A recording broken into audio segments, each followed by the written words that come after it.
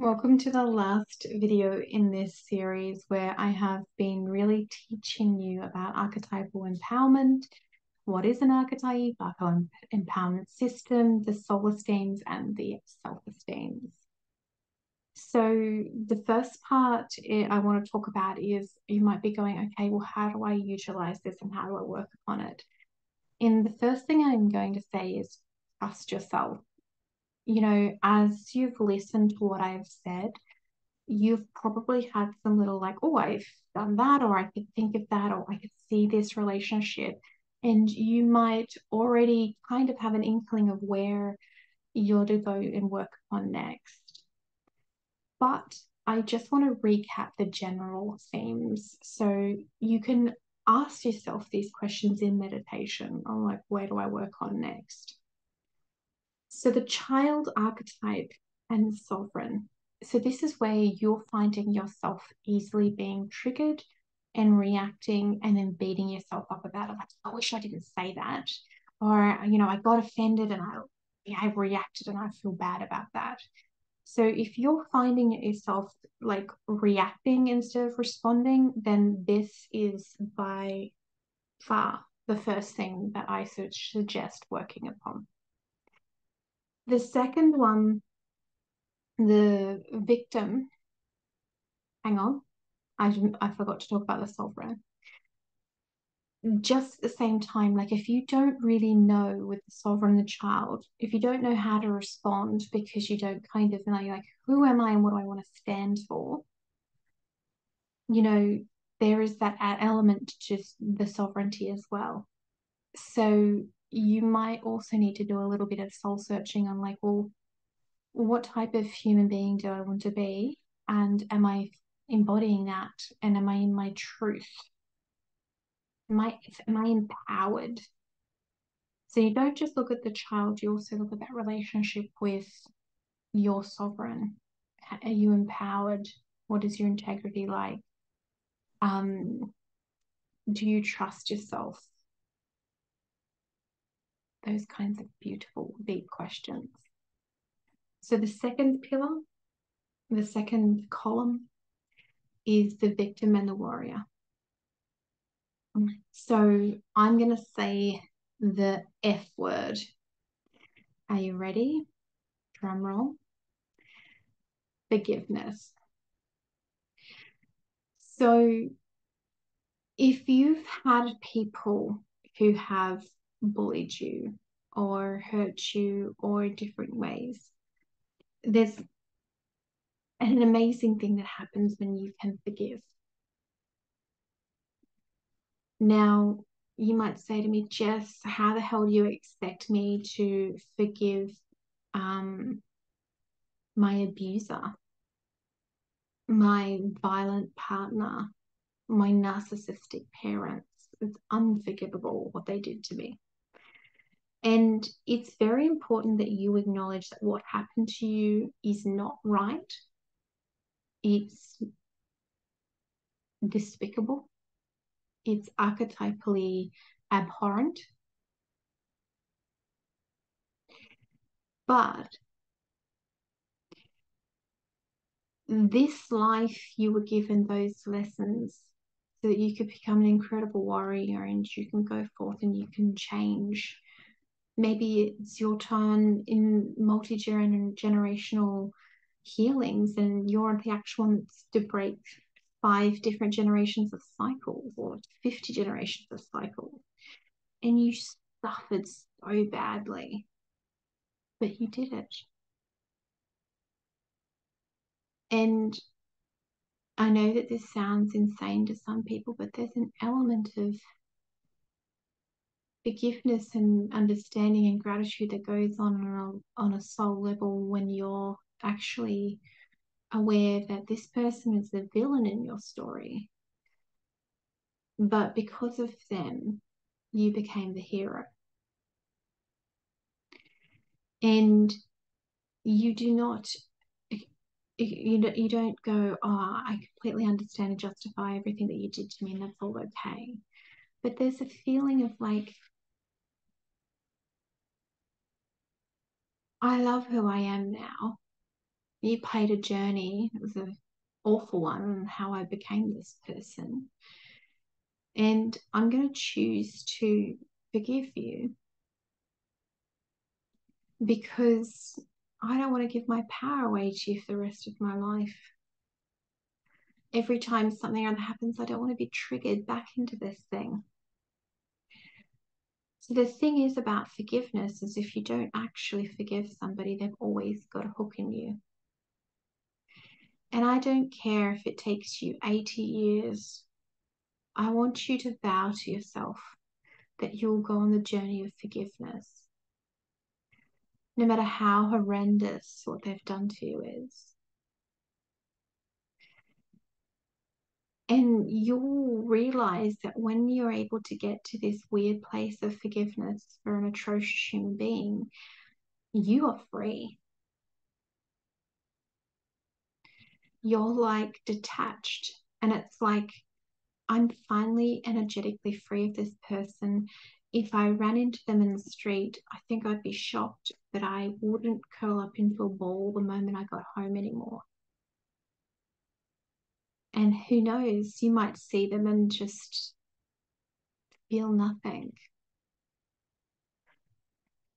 So I'm not saying it has to be done instantaneously, but it is a found journey to go upon. And depending on the level of healing that needs to undertake, there's somatic healing, there is family constellation work, there's inner child healing, there's multiple different things that you can do with the intention of forgiving these people. And I highly encourage that you do so and activate that warrior.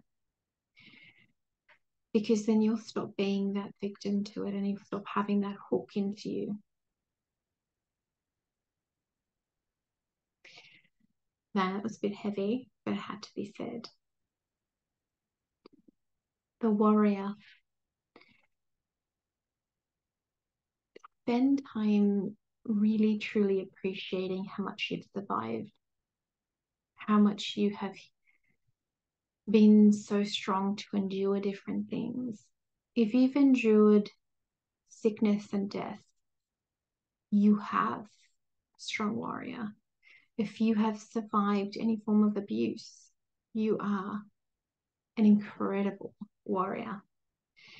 If you have had to have courage, commitment, and conviction for anything in your life, you are a warrior.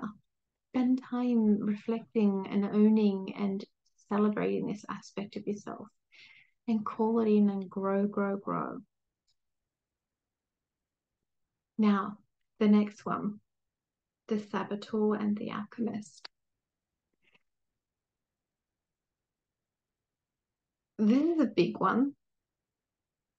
And you need to look at your life and you need to go, okay, where do I know that I'm sabotaging? There's something that I'm wanting to do and I'm not doing it. Where am I sabotaging myself?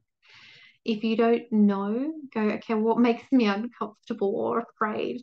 That's always an indication because something will be triggered up because you're afraid to do something or uncomfortable to say something, go for a job interview, change something big in your life. There's going to be fear and fear there. If you can identify, okay, this is what my block is, this is what's going on, then what happens is you have the beautiful alchemist, and you need to really understand and work with this archetype. I just love it. It's my favorite. And I know it's silly to have a favorite archetype, but it is my favorite. And you need to really understand that there is anything and everything can be repatterned. And you systematically need to just write down a list right at the top. This is what I'm working on.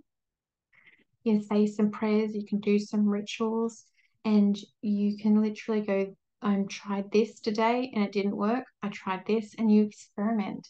You become that alchemist in your soul lab, and you keep trying the different things until all of a sudden you no longer have that program, you no longer have that belief system.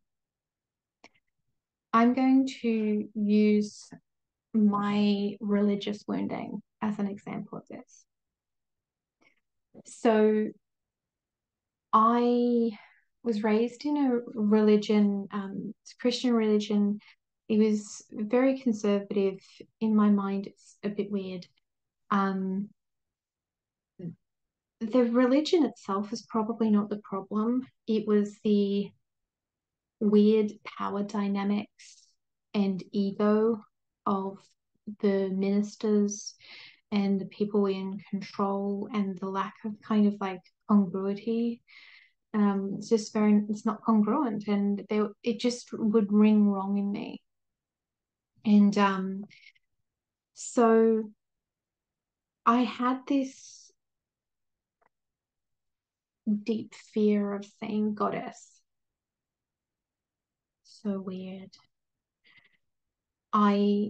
To me now, God, goddess is the same thing. It's the unifying, it's source energy. It's the same thing. It's combined, it's energy, it's the plus and the minus. The human body has a feminine and a masculine side. And I had so many epiphanies over this, and I did so much work upon this, and I would still just have this weird little flinch. Now, how I used my alchemist for this is I would make myself uncomfortable.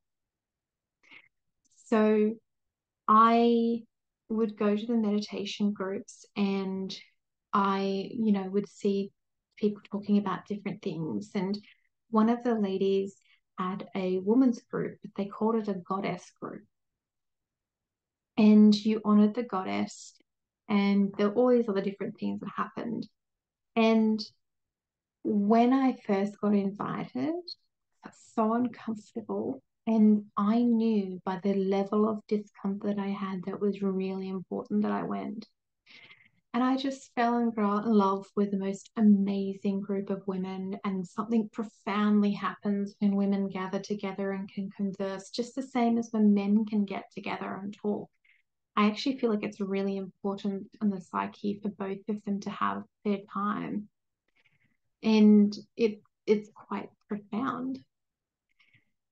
And even though all of these things were going on and I was healing all this, there would still be this little bit of a flinch in my mind, in the back of my mind, when I would talk about the goddess, where I would hesitate to talk about it out loud and, tell people anything and, worried about judgment and blah, blah, blah.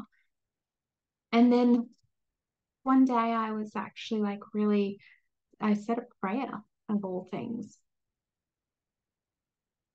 And I woke up the next day and I got the intuitive hit, the idea from nowhere. And let's be honest, it was coming down through my lover and sovereign. And it said, the intuition, the thought, and the idea, it said, go on to Google and Google the founder of the church. And I thought, I've never once in my lifetime ever thought to do that, but okay. So I did. And I opened up the Wikipedia page. And his life, just like so many religious figures, he started out a really good guy who had like great intentions and done some really good in the world. And then power and money corrupted him. And, at the bottom, in the footnotes of the Wikipedia page, was all these links to where they found their evidence. And I saw there was a court document. I thought, it's an American court document. And I clicked on it. And here was the divorce papers from his wife. And she was suing him and wanting the gold cutlery and plates. She wanted the Bentley and the mansions and all these other different things. And I was horrified because this woman was asking these of this man, and I realized that he had taken the tithing money from people who were poor and, working so hard, and he had bought all these things with their money. And I felt this chain inside of me break, and I was free. I can say goddess, goddess, goddess, priestess, priestess, priestess, and there is nothing. There's no flinching. And that is the greatest example that could come onto my mind at this moment of The Alchemist, because quite literally it was this 18-month journey to unprogram that, because the wounding was so strong. There was this shame and blame that was impregnated into me with everything from blueprint of shame and blame. And it was so incredibly freeing.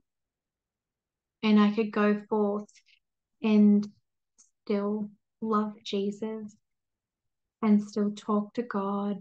But now I don't hesitate to also say God, Goddess, because I think they're the one and the same.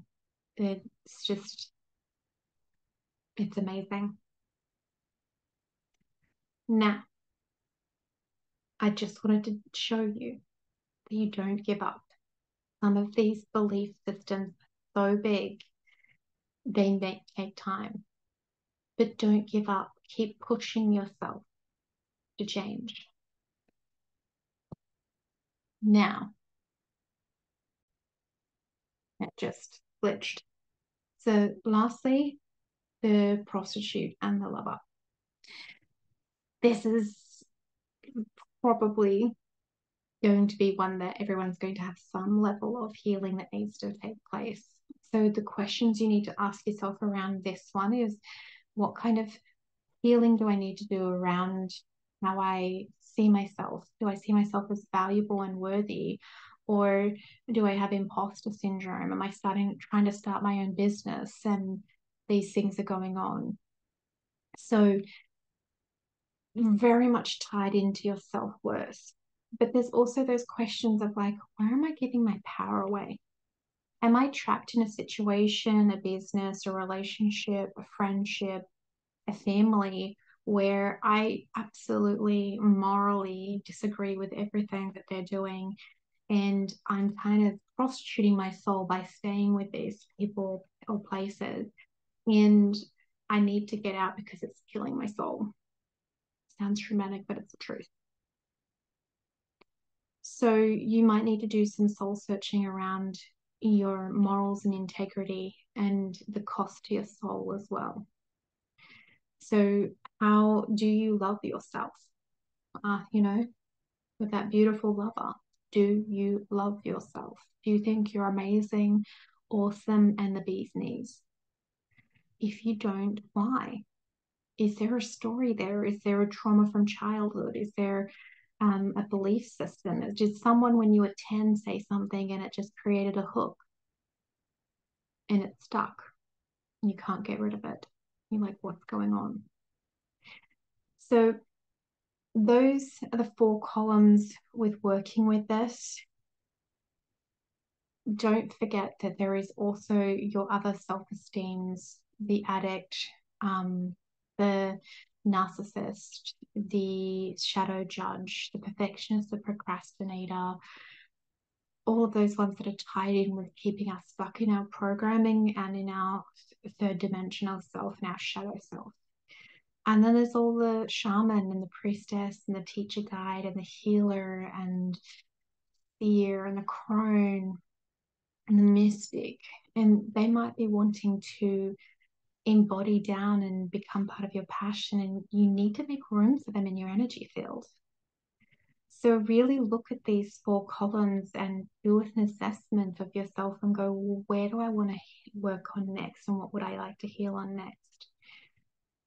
And I'm going to put down in the bottom some resources, because over the last 3 years of my business, I've created little programs that can help with different ones. I've got the Vanquish Your Inner Critic, Stop the People Pleaser. I've got the Empower the Empath. I mean, that's a whole thing on itself.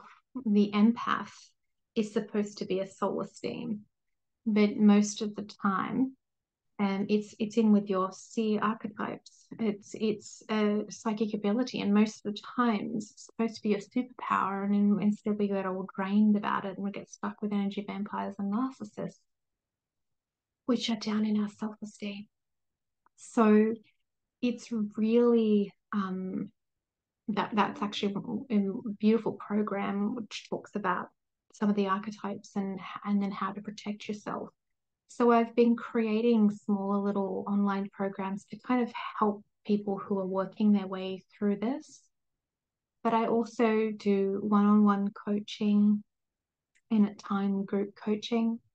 I'll pop in my Calendly link. People can book in for a free chat and will, hear and see and chat with me about what's going on and if I can help them if they'd like some coaching.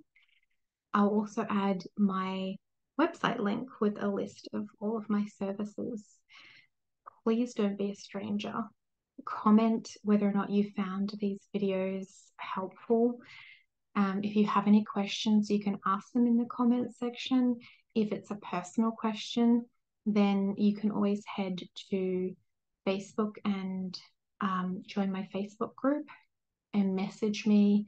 And I quite often privately ask questions and answer questions. So I absolutely love archetypes. I love helping people with this, and I love helping people transform their lives and become empowered. Don't have regrets. My dad passed away when I was 21, and I'm just like, don't have regrets. Don't stay stuck. And sometimes you don't even know you're stuck until something happens and you're like, I'm freaking well stuck. I need a push. I need change. I need something to happen. So I'm going to leave you with this. I really want to hear from you. I hope it's so helpful.